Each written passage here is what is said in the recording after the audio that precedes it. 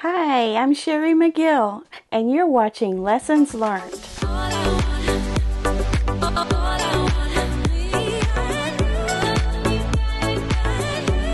Hi there, welcome to Monday Quilt Chat. It is July the 25th, 2022, and I kind of got in a little panic there a couple days ago when I realized I still haven't done my mini barn quilt. So I had planned to work on my B-panel quilt and start quilting on it and everything, and I did do the sandwiching, and I've got you a video on that, and it's kind of hilarious, so you got to watch that. I think it's coming out Tuesday, tomorrow. So anyway, I started just grabbing fabric. I had picked out some fabric for one of the little Harriet's Journey blocks, and then I decided against some of it, and I just kind of threw it over to the side. So I just grabbed that, and I thought, I gotta do that mini block. So yeah, I did get that mostly finished this week. Here's the July. Of course, it kind of went on a patriotic theme for July 4th, I guess, but I did something different. I did this. And yes, it does kind of look like the Nantucket summer that I'm doing on the Block of the Month Quilt Along, but I might put some sort of completely different color as a border around it. But I have my backing here already. I had been cutting out some pieces for this out of the background fabric, and I just happen to have this piece of white, which is perfect for the backing, and I've got plenty of batting pieces this size, so I think I'll finish that up today, and that won't take too long. I'll put a little quilting on there and bind it up. I might even have some leftover binding from another project that I've kept that I wouldn't even have to make binding, so that took the pressure off a little bit. But this had a gazillion pieces to it. So many pieces. I didn't have any mistakes this time, and as I was finishing up the piecing today, I kind of looked at everything and thought, I'm getting better. I'm getting better at keeping accurate with everything and keeping my seams lined up and even and all that. So not that I was ever a sloppy quilter, but I can tell that my skills are getting better just since I've had my YouTube channel, because that does kind of force you to do more sewing, more quilting than you normally would if you have a channel. So I'm looking forward to a little bit easier one next month for August, which is that yellow and green one. I like that. Okay, so I was in a hurry, but I didn't hurry, and I took my time, had no mistakes. Everything lines up. Everything's good in the world of Sherry right now. So let's see. Yeah, I got the other video coming out tomorrow, so look for that. Let's see what else. I had to go a different route completely with the muscle car because I could not find the red minky that I needed at a price I could afford, which I think I mentioned a little bit about that on Friday. So I went on to Connecting Threads website, and I found what I needed there and a wide back. It is a red. Trying to think. Oh, it's a buffalo plaid, so that'll be perfect for the back of it, black and red. So that'll be perfect for that. So that should be coming in this week, and that'll be a quick finished up project in the next couple weeks. I was talking to one of our viewers the other day about red and green quilts. Did you know red and green quilts were a thing? I wanted to share that with you. It's part of quilt history. When I went to the Paducah show, they had a whole section called Red and Green Quilts. And if you remember seeing that video, which if you haven't seen it, go back and watch it. Even though it's a jittery video because of walking and filming at the same time. but it's towards the end. There's a red and green section of the show, and most of the quilts there did look older, like they were antique quilts. So I thought, I need to do some research on that. Why was that a thing?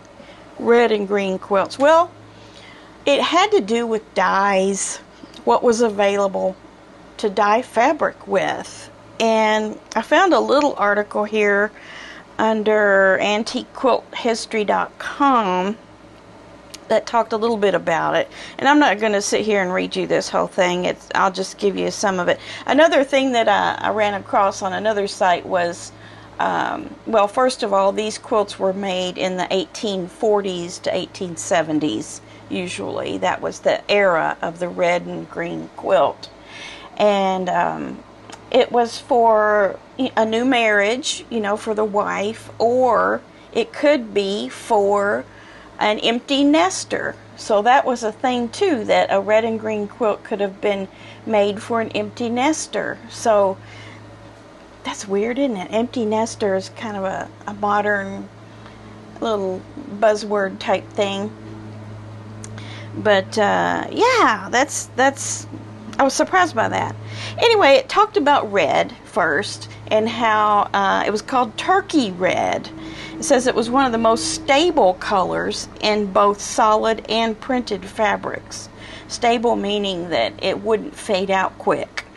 It says there could have been hundreds or thousands of turkey red prints made during the 1800s. However, turkey reds were the result of a lengthy and costly printing process, and other red fabrics printed with easier to use madder dye processes, that's MADDER, while not as brilliant as turkey reds, were also considered stable and were often used. So here is a picture. I'll see if I can get you to be able to see that. That was a turkey red. It's a bright red. And then the madder reds, let me see if I can find one here, was more of, I don't know, it's hard to tell with pictures. Here's one that's a madder red. Those blocks right there. It looks pretty bright, doesn't it? So it was more of a tomato red, I think, more so than a turkey red. I'm not sure what turkey red comes from, if it's their wattle or their comb, or do they have a comb? I don't know. Anyway, turkey red.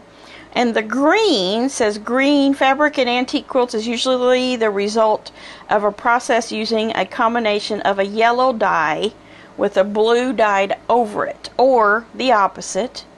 It says the result can be varied, more one color than the other, and often one color has faded more than the other, leaving a color leaning towards yellow or blue. So depending on how it faded out, you're going to see, like in this case, the blue faded out, so it got more yellow.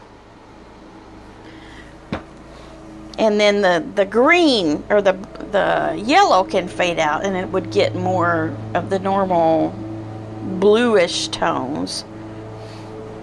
Says this one's still nice with very little fading, and that was a common thing too, to do applique in red and green.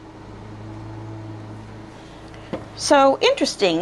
Red and green's not just for the Christmas holiday anymore. You can, or back then, but you could look at it this way too now in the present time, because I saw that Martingale has a book, Red and Green Quilts, and I'm sure it was published in the last 20 years. And there was 14 quilt patterns in there. I think you can still get it on Amazon. Martingale Red and Green Quilts, 14 red and green quilts. And they incorporated other colors too, yellows and other colors, but they were primarily red and green.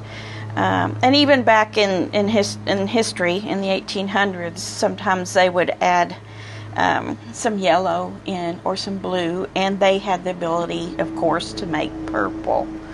So, but red and green was kind of like the base colors for everything else. And I don't understand color theory 100%. I've seen a lot of videos on it and read about it. It intrigues me, but I can't seem to keep in my mind exactly what, what goes with what. A color wheel will help you with that. Some things I do, like I know that blue and orange go together, and green and purple go together. So, yeah, very interesting. So I thought I would share that with you. And on that note, I wanted to share with you that I think I'm going to start I'm starting to collect red and white. I want to do a red and white quilt. I think, I don't know, just think it would be fun. I haven't picked a pattern yet, but I'm already on my way to plenty of different prints on that. So it's gonna be, from what I got so far, it's gonna be more of a, not a 100% pure white, but I really liked this print, so I'm gonna kind of go that way for the background fabric probably. Anyway, just thought that might interest you. If you want to make a red and white quilt with me, you're welcome to, and show me your pictures of it. Trying to think, what else do I need to chat with you about today? Hope you're still working on your windmill garden. You got 2 blocks to do in the next 2 weeks. That will finish up our 9 weeks, and we'll get to doing some of the fun stuff on that to finish it up in a couple weeks. And let's see what else. Seemed like I wanted to say something about, it was a very moving Saturday night. You wouldn't think a fabric sale would be moving, but one of the fellas there, his wife had a baby, and there were some complications in the pregnancy and also in the birth and also with the baby. Everything's turned out fine, but they're recuperating in the hospital, and everything's going to be perfect with the baby and the mom, but he shared part of his personal life with us there, and we appreciated that. And I see a lot of you on there buying fabric and chatting with each other, and like they say, they feel like they have a family with us, and I look forward to going to the retreat, meeting them in person, and maybe some of you guys too. I know some of you have said that you're going to the retreat, and it's just going to be a good time, and it'll be here before you know it. So I hope you have a nice week quilting. Make a little time for quilting. It's good for you. That's what we always say. And somebody else said that on a video that I watched just out of the blue. Someone said that quilting is good for you. And I was like, yes, it is. I say that every week. So anyway, guys, we'll see you later on in the week. Watch the video tomorrow on the basting. It's kind of funny, and you might learn something too. I don't know. All right, we'll see you soon. Bye.